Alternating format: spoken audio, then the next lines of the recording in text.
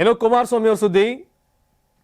H D. Kumaraswamy ವಿರುದ್ಧದ ಭೂ ಕಬಳಿಕೆ ಆರೋಪ ತನಿಖೆಗಾಗಿ ಎಸ್ಐಟಿ ರಚಿಸಿದ ರಾಜ್ಯ ಸರ್ಕಾರ. ಕೇಂದ್ರ ಸಚಿವ ಎಚ್.ಡಿ. ಕುಮಾರಸ್ವಾಮಿ ಅವರ ಕುಟುಂಬದ ಸದಸ್ಯರು ಮತ್ತು ಸಂಬಂಧಿಗಳು ರಾಮನಗರ ಜಿಲ್ಲೆ ಬಿಡದಿ ಹೋಬಳಿಯ ಕೇತ್ಗಾನಹಳ್ಳಿಯಲ್ಲಿ ಸರ್ಕಾರಿ ಜಮೀನುಗಳನ್ನು ಕಬಳಿಸಿದ್ದಾರೆ ಎಂಬ ಆರೋಪದ ಕುರಿತು ತನಿಖೆ ನಡೆಸಲು ಬೆಂಗಳೂರು ವಿಭಾಗದ ಪ್ರಾದೇಶಿಕ ಆಯುಕ್ತ ಅಮ್ಲಾನ್ ಆದಿತ್ಯ ಬಿಸ್ವಾಸ್ ಅಧ್ಯಕ್ಷತೆಯಲ್ಲಿ ವಿಶೇಷ ತನಿಖಾ ತಂಡ ಎಸ್ಐಟಿ ರಚಿಸಲಾಗಿದೆ. ಕರ್ನಾಟಕ ಭೂ ಕಂದಾಯ ಕಾಯ್ದೆ 1964 ಮತ್ತು ಕರ್ನಾಟಕ ಭೂ ಕಬಳಿಕೆ ನಿಷೇಧ ಕಾಯ್ದೆ 2011ರ ಅಡಿಯಲ್ಲಿ ಈ ವಿಶೇಷ ತನಿಖಾ ತಂಡ ರಚಿಸಿ ಕಂದಾಯ ಇಲಾಖೆಯು ಜನವರಿ 28ರಂದು ಆದೇಶ ಹೊರಡಿಸಿದೆ.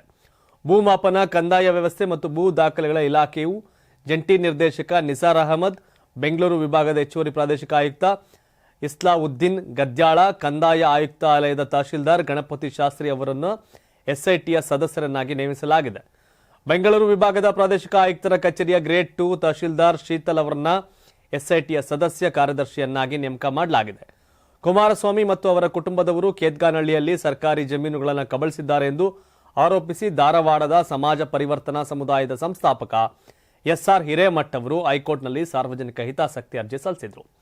ಈ ಅರ್ಜಿಗೆ ಸಂಬಂಧಿಸಿದಂತೆ ನ್ಯಾಯಾಲಯದ ಆದೇಶ ಪಾಲಿಸಿಲ್ಲ ಎಂದು ರಾಜ್ಯ ಸರ್ಕಾರದ ವಿರುದ್ಧ ನ್ಯಾಯಾಂಗ ನಿಂದನೆ ಅರ್ಜಿಯನ್ನು ಸಲ್ಲಿಸಿದ್ದಾರೆ. ಈ ಅರ್ಜಿಯ ವಿಚಾರಣೆ ವೇಳೆ ಹೈಕೋರ್ಟ್ ರಾಜ್ಯ ಸರ್ಕಾರವನ್ನು ತರಾಟೆಗೆ ತೆಗೆದುಕೊಂಡಿತ್ತು. ಆ ಬೆನ್ನಲ್ಲೇ ಎಸ್ಐಟಿ ರಚಿಸಲಾಗಿದೆ.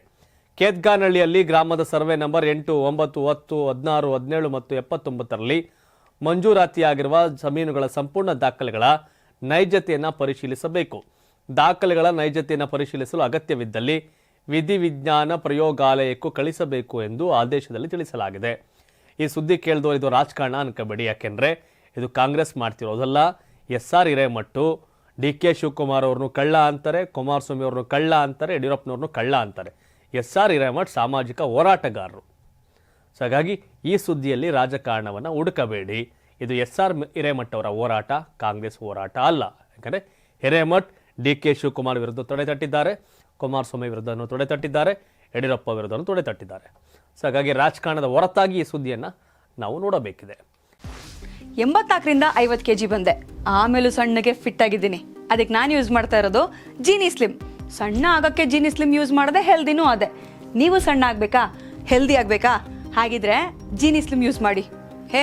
ಸಣ್ಣ ಆಗೋದಕ್ಕೆ ಯಾವುದೋ ಪ್ರಾಡಕ್ಟ್ ಹೇಳ್ತಾ ಇದ್ದಾಳೆ, ಏನಾದರೂ ಸೈಡ್ ಎಫೆಕ್ಟ್ಸ್ ಇದೆ ಅಂತ ಯೋಚನೆ ಮಾಡ್ತಾ ಇದ್ದೀರಾ? ಖಂಡಿತ ಇಲ್ಲ, ಯಾಕಂದರೆ ಇದು ಕೆಮಿಕಲ್ ಫ್ರೀ. ಸಣ್ಣ ಆಗಬೇಕು ಅಂದರೆ ಜೀನಿ ಸ್ಲಿಮ್ ಯೂಸ್ ಮಾಡಿ. ಹೆಚ್ಚಿನ ಮಾಹಿತಿಗೆ ಕೆಳಗೆ ಡಿಸ್ಪ್ಲೇ ಆಗ್ತಿರೋ ನಂಬರ್ಗೆ ಕಾಲ್ ಮಾಡಿ.